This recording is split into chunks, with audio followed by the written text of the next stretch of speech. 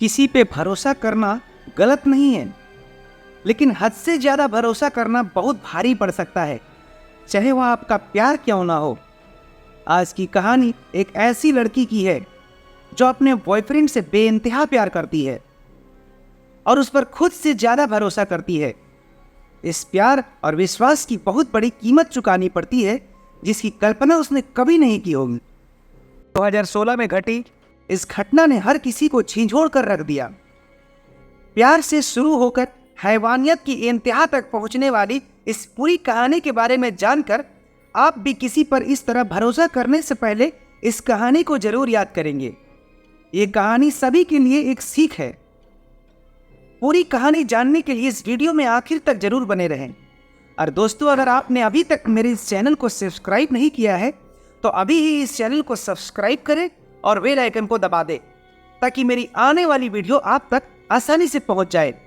और अगर वीडियो पसंद आए तो उसे लाइक कर शेयर भी करें, ताकि मेरा हौसला बढ़ता रहे। चलिए जानते हैं पूरी कहानी इस वीडियो में। नॉर्थ वेस्ट दिल्ली के मॉडल टाउन थाने के आसपास रहने वाली आरजू चौहान नाम की एक लड़की की है।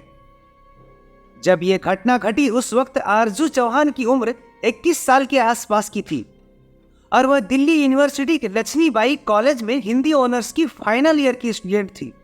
साल 2016।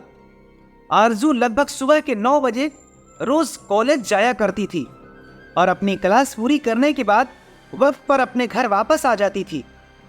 रोज की तरह 2 फरवरी 2016 को भी आरजू कॉलेज के लिए अपने घर से निकलती है। आरजू के जाने के बाद घर वाले भी बेफिक्री से अपने अपने कामों में लग जाते हैं और फिर जब आरजू के आने का वक्त बीत जाता है और वह घर नहीं आती है तो घर वालों को उसकी फिक्र सताने लगती है। ज्यादा शाम होने की वजह से उसके माता पिता बहुत परेशान हो जाते हैं और आरजू के कुछ दोस्तों और जानने वालों को फोन करके उसके बारे में जानने की कोशिश करते हैं, लेकिन वो लोग कहते हैं कि उन्हें आरजू के बारे में कोई इंफॉर्मेशन नहीं है। फिर उनसे आरजू को ढूंढने और उसके बारे में जानकारी हासिल करने की मदद की इजहार करते हैं। इस पर कई लोग एक साथ आरजू की तलाश में लग जाते हैं, लेकिन पूरी रात बीत जाती है, लेकिन आरजू की कोई खबर नहीं मिलती है और ना ही आरजू घर वापस आती है। अगली सुबह यानी 3 फरवरी 2016 को आरजू के माता पिता लक्ष्मीबाई कॉलेज जाने के बाद अपनी बेटी के बारे में पूछते हैं। कॉलेज में आरजू के माता पिता को कुछ ऐसी बातों का पता चलता है कि उन्होंने कभी सोचा ही नहीं था। आरजू के दोस्तों और कॉलेज के रिकॉर्ड में पता चलता है कि आरजू रोज कॉलेज तो आती थी, लेकिन सिर्फ 9 से 10 बजे के बीच एक क्लास करके कॉलेज से बाहर निकल जाती थी। फिर वह 1 से 2 बजे के बीच होने वाली क्लास के लिए कॉलेज वापस आती थी। ये खुलासा आरजू के माता पिता के लिए हैरान कर देने वाली थी, लेकिन यह हकीकत थी, इससे मुंह नहीं मोड़ा जा सकता था। इसके बाद कॉलेज प्रशासन आरजू के माता पिता की मुलाकात उसके कुछ दोस्तों से करवाते हैं। उनसे पता चलता है कि अक्सर 10 बजे तक कॉलेज खत्म करने के बाद आरजू कॉलेज के बाहर निकल जाती थी। यहाँ एक लड़का आरजू का इंतजार कर रहा होता था और आरजू के बाहर निकलते ही उसे अपने साथ ले जाता था। इस बारे में और जानकारी हासिल करने की कोशिश की जाती है तो आरजू की कुछ खास दोस्त बताते हैं कि आरजू ने 1-2 बार बताया था कि इससे उसकी शादी होने वाली है। जब इस बात के खुलासे के बाद मामले की जानकारी मॉडल टाउन थाना को दिया जाता है तो सारी जानकारी लेने के बाद पुलिस वाले कॉलेज आते हैं और यहां आने के बाद सबसे पहले कॉलेज के सीसीटीवी फुटेज खंगालते हैं। 2 फरवरी की सीसीटीवी फुटेज देखने पर पता चलता है कि कॉलेज से निकलकर आरजू किसी लड़के के साथ कार में बैठकर जा रही है। आरजू के माता पिता उस लड़के को पहचान लेते हैं और कहते हैं कि इसका नाम नवीन खत्री है। 23 साल का नवीन खत्री आरजू के पड़ोस में ही रहता था। अब पुलिस तहकीकात आगे बढ़ाती है। इस तहकीकात में जो खुलासा होता है कि आरजू और नवीन पड़ोसी थे। आते जाते देखते हाय हेलो करते करते ये मुलाकात दोस्ती में बदल जाती है और फिर ये दोस्ती प्यार में बदल जाता है। प्यार इस हद तक बढ़ जाती है कि साथ जीने मरने की कस्में खाने लगते हैं और बहुत जल्द एक दूसरे से शादी करने का वादा करते हैं। और साथ ही अपने मोहब्बत के बारे में अपने परिवार वालों को बताने का फैसला करते हैं। दोनों ने सोचा था कि परिवार वाले आसानी से इस रिश्ते के लिए मान जाएंगे, लेकिन ऐसा नहीं होता है। आरजू के घर वाले थोड़ी नाराजगी के बाद मान जाते हैं, लेकिन नवीन के परिवार वाले इस रिश्ते से साफ मना कर देते हैं। पुलिस की तहकीकात में आगे खुलासा होता है कि दरअसल नवीन जाट समुदाय का है, जबकि आरजू राजपूत थी। नवीन के परिवार वाले अपने बेटे के लिए जाट लड़की ही चाहते थे, इसलिए इस रिश्ते को शादी की मंजूरी नहीं देते हैं। नवीन के परिवार वाले सिर्फ इस रिश्ते से इनकार ही नहीं करते, बल्कि नवीन को सख्त हिदायत देते हैं कि वह आज से आरजू से नहीं मिलेगा। नवीन अपने घर वालों की बात मान लेता है और वह आरजू से बातचीत करना बंद कर देता है। लेकिन ज्यादा वक्त तक ऐसा नहीं होता है और अपने परिवार वालों की मर्जी के बगैर छुप छुप कर मिलना शुरू कर देते हैं। इधर इन दोनों के बीच प्यार परवान चढ़ रहा था, उधर नवीन के परिवार वाले उसके लिए दूसरी लड़की की तलाश में लग जाते हैं। कुछ समय की मेहनत के बाद उनकी तलाश खत्म होती है और वो अपनी पसंद की लड़की से नवीन का रिश्ता तय कर देते हैं। सब कुछ फाइनल होने के बाद तय किया जाता है कि 4 फरवरी 2016 को नवीन की शादी कर दी जाएगी। आगे की तहकीकात में यह भी सामने आता है कि भले ही नवीन का रिश्ता कहीं और तय हो गया था, लेकिन नवीन फोन के जरिए लगातार आरजू से संपर्क में बना हुआ था। इसके अलावा दोनों एक दूसरे से मिलते भी थे, इसलिए पुलिस वाले नवीन को प्राइम सस्पेक्ट मानते हुए उसकी तलाश में लग जाते हैं। पुलिस की एक टीम फौरन मोबाइल फोन के जरिए नवीन को ट्रेस करने की कोशिश करती है, लेकिन नवीन का मोबाइल स्विच ऑफ आता है। उसकी आखिरी लोकेशन उसकी घर ही होती है। जब पुलिस वाले घर पर जाते हैं तो पता चलता है कि नवीन की 4 फरवरी 2016 को शादी हुई है और वह अपनी नवी नवेली दुल्हन को लेकर हनीमून पर जा रहा है। पुलिस वाले फौरन पता लगाते हुए एयरपोर्ट पहुंच जाते हैं और एयरपोर्ट पर ही उसकी नई नवेली दुल्हन के साथ हिरासत में ले लेते हैं। यहाँ से नवीन को थाने लाया जाता है और आरजू के बारे में पूछताछ शुरू हो जाती है। शुरू में नवीन कहता है कि कई महीने पहले ही आरजू से उसका संपर्क टूट गया है, लेकिन जब पुलिस वाले सारे सबूत नवीन को दिखाते हैं तो नवीन मान लेता है कि वह कांटेक्ट में है और 2 फरवरी को आरजू से मिला भी था। लेकिन कुछ दूर जाने के बाद यह उसकी कार से उतरकर कहीं और चली गई थी। पुलिस को नवीन की यह बात बिल्कुल फर्जी लगती है और अब पुलिस उससे सख्ती से पूछती है। पुलिस वाले के सख्ती करने पर नवीन की चालाकी काम नहीं आती और वह एक के बाद एक नए खुलासे करने लगता है, जिसे सुनकर सभी सख्ते में आ जाते हैं। नवीन बताता है कि वह अपने परिवार वालों की पसंद की लड़की से ही शादी करना चाहता था, लेकिन आरजू को यह बात अच्छी नहीं लगती है और वह लगातार नवीन को शादी के लिए प्रेशराइज करती है। नवीन के मुताबिक आरजू के कहने पर ही उससे लगातार मिलता जुलता रहता है और इसलिए नवीन की शादी का दिन भी करीब आ गया था।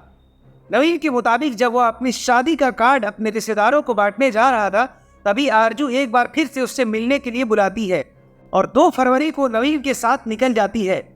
नवीन के मुताबिक जब यह दोनों कार्ड बांटने के लिए रास्ते पर आगे बढ़ रहे थे, तभी कार के अंदर ही शादी की बात को लेकर आरजू और नवीन के बीच बहस शुरू हो जाती है। इसी बहसबाजी के बीच नवीन आरजू के गले में पहने हुए दुपट्टे को उसकी फांसी का फंदा बना देता है, यानी उसी दुपट्टे को गले में फंसाकर जोर से खींचता है और तब तक खींचता है जब तक उसकी दिल की धड़कन नहीं रुक जाती। जिसे दिल में बसाया था उसी ने दिल की धड़कन बंद कर दी। नवीन के मुताबिक आरजू की हत्या करने के बाद उसे समझ नहीं आ रहा था कि आरजू की लाश को कहाँ ठिकाने लगाए। कुछ देर वहीं खड़े होकर सोचता है।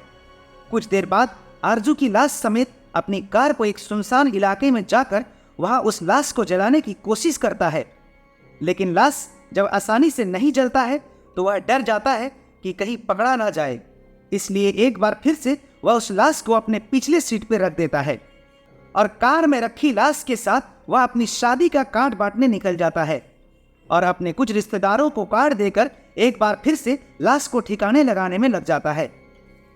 आगे की पूछताछ में नवीन कहता है कि जब उस लाश को ठिकाने लगाने का कोई तरकीब नहीं मिलता है तो वह तय करता है कि उसे अपने घर के 4थे मंजिल पर आरजू की लाश को छुपा देगा और अपने प्लान के तहत ऐसा ही करता है और वो रात भर इधर उधर भटकने के बाद सुबह के 5 बजे अपने घर आता है और आरजू की लाश को उठाकर घर के अंदर ले जाने की कोशिश करता है, लेकिन उसकी कोशिश बेकार हो जाती है क्योंकि आरजू की लाश बहुत भारी थी। उसके बाद वह एक व्यक्ति को बुलाता है जो पास में रहने वाला कबाड़ बेचता था। उसे कुछ पैसे देकर उस लाश को उठाने में मदद करने को कहता है और उस कबाड़ी वाले की मदद से लाश को उसी कमरे में जाकर छुपा देता है जहां वह शादी के बाद अपनी नई नवेली दुल्हन के साथ रहने वाला था।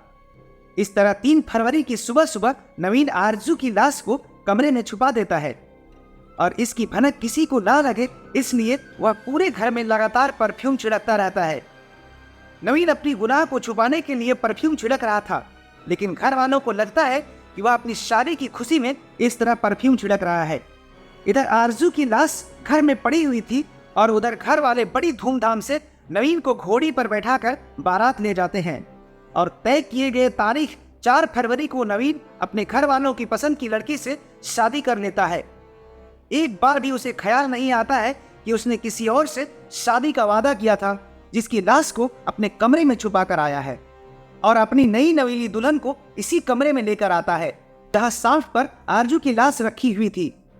नवीन के इस खुलासा से सभी हैरान रह जाते हैं और फिर नवीन की निशानदेही पर उस घर में छापा मारती है और उस घर से आरजू की लाश बरामद करती है और घर के अंदर 100 से भी ज्यादा परफ्यूम तथा रूम स्प्रे की नई बोतल बरामद होती है। इन सारी बोतलों का इस्तेमाल घर में रखी लाश की बदबू को हटाने के लिए की गई थी। इस पूरे खुलासे के बाद नवीन को गिरफ्तार कर लिया जाता है। इसके अलावा पुलिस परिवार के अन्य लोगों को भी शक के आधार पर हिरासत में ले लेती है। इस पूरे मामले के खुलासे होने से पहले नवीन के पिता राजकुमार पुलिस की पकड़ से पहले ही लापता हो जाता है। तहकीकात में यह बात सामने आती है कि नवीन के पिता राजकुमार एक हत्या के केस में 2005 से तिहाड़ जेल में बंद था और शादी के 2 दिन पहले ही जेल से पेरोल में बाहर आया था। इसके पिता राजकुमार के अलावा इस पूरे मामले में नवीन का भाई जीजा समेत कई लोगों को आरोपी बनाते हुए हिरासत में लिया जाता है और इस मामले की बेहतर जांच के लिए इस केस को क्राइम ब्रांच में ट्रांसफर कर दिया जाता है। इस पूरे केस के खुलासे के बाद हर कोई हैरान रह जाता है जब पता चलता है कि एक तरफ आरजू BA फाइनल ईयर की स्टूडेंट थी जबकि नवीन सिर्फ 10वीं पास था।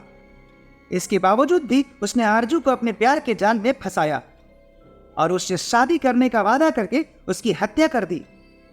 खैर, इस केस की बात करें तो फिलहाल आरोपी अभी भी सलाखों के पीछे अपनी सजा काट रहा है, जबकि आरजू के घर वाले कभी लौट कर नहीं आएगी उनकी बेटी इस दर्द के साथ जी रहे हैं।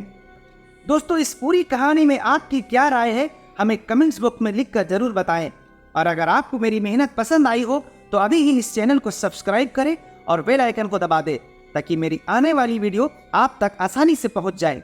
और अगर वीडियो पसंद आए तो उसे लाइक कर शेयर भी करें ताकि मेरा हौसला बढ़ता रहे। मिलते हैं क्राइम की अगली कहानी। धन्यवाद।